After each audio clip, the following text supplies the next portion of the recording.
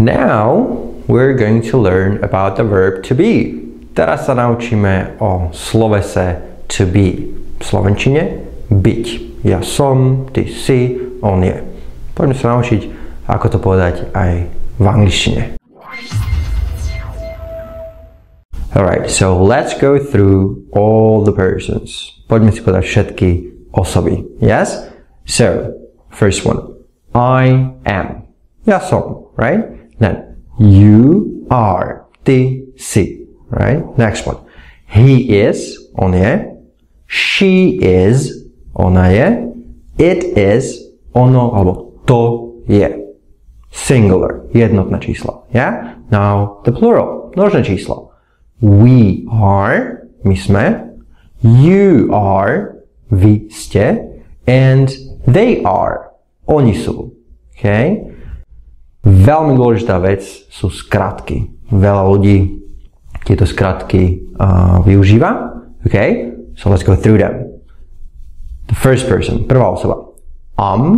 Yes, then your, his, she's, its, and the plural, we're, your, and their. Yeah?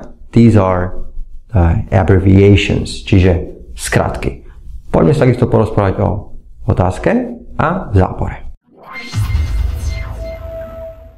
So questions. Otázky. Aký je základný princíp tvorenia otázok v angličtine? Znie. Vymeníme podmet s prísudkom. Takže čo je podmet, čo je prísudok? Máme si príklad I am, okay? Ja vykonávam tú akciu, čiže ja som podmet, okay? Am v tomto prípade je sloveso, čiže je to prísudok, okay? Čiže I am, podmet, prísudok. A to, aby som vytvoril otázku, musím ich vymeniť, yes? So, am I, or you are you, yes? And so on. A tak ďalej. Let's have an example. Dáme si príklad, okay? So, the sentence. I am a teacher. Ja som učiteľ. Okay? Keď sa chcem opýtať, som učiteľ? I say, am I a teacher? Vymieniam však. Next one. He is an accountant. On je účtovník. Yeah? Question. Je on účtovník? So the question would be, is he an accountant? Yeah? Čiže na to, aby som vytvoril otázku, vymením podmet s prísudkom. Okay? Pri slovese to be vymeniam podmet are, you, he, she, it s am, are, is. Yeah? Simple. Now the negatives, čiže zápory. Negatives. Let's do it like this. Zase, základný princíp tvorenia záporu v angličtine je veľmi dôležité slovičko not. Okay? N-O-T. Yes? S ním vytvorím zápor v každom jednom čase. Yes?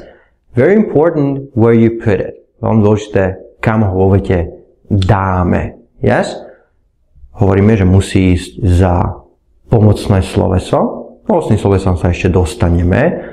Preto sú pomocné, pretože nám pomáhajú. Pomáhajú nám tvoriť zápory, pomáhajú nám tvoriť otázky, časy a tak ďalej. Yes?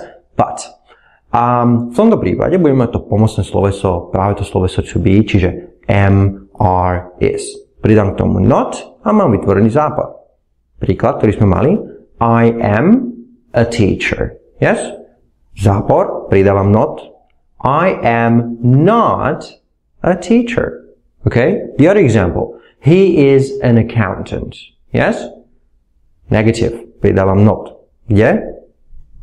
Is, right? Čiže he is not an accountant.